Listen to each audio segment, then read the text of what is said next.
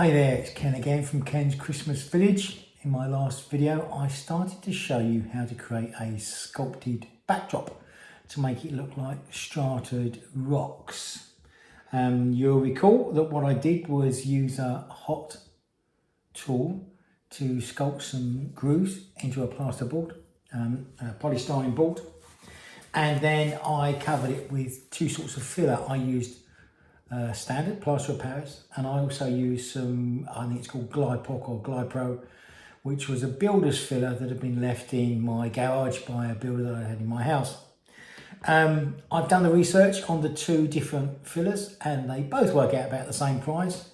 You can buy 2.5 kilos of plaster of Paris from Hobbycraft for around £8, £9.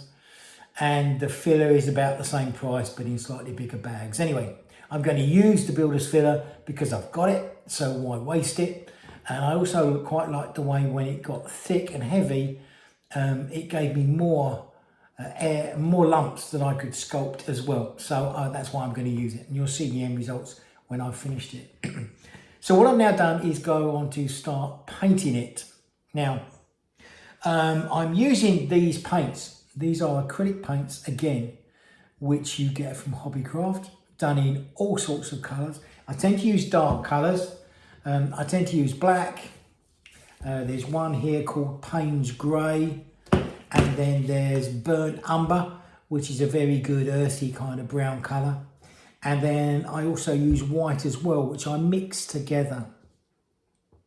And also what I quite often do is use a little circular palette, and I put a couple of swirls of a couple of colours in, and then I kind of mix them together gently so that when I'm painting with them, they kind of smudge into each other.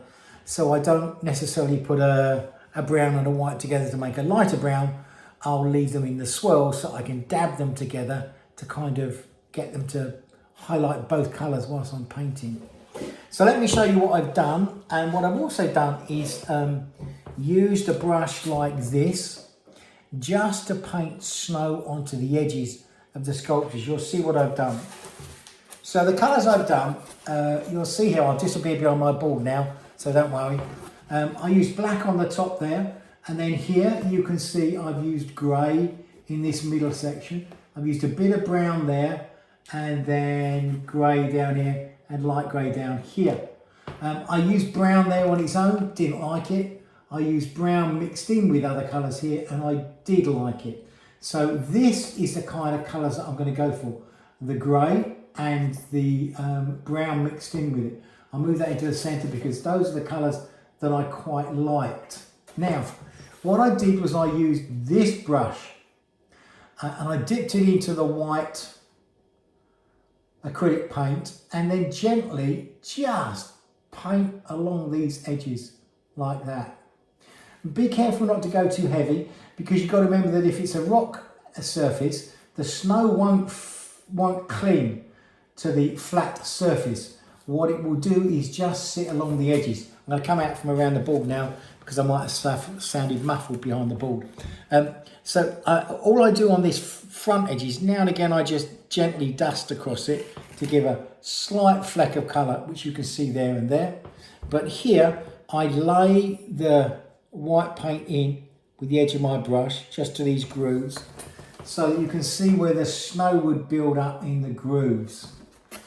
Now I've used this technique before when I built my ski lift, my ski mounting, which some of you will have seen in my village. If not, you'll see it when the village is completed again this year. I used white on the backgrounds and then painted upwards with black.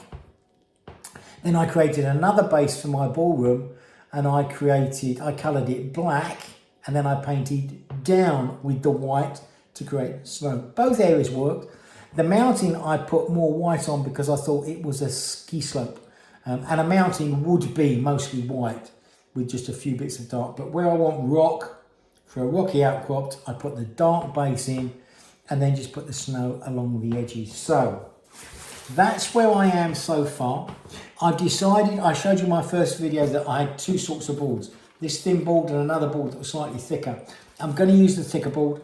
because as you can see, I've already broken a chunk out at the end of this. And if I'm going to spend hours and hours to create this, then I don't want it breaking so that I have to do it all again next year.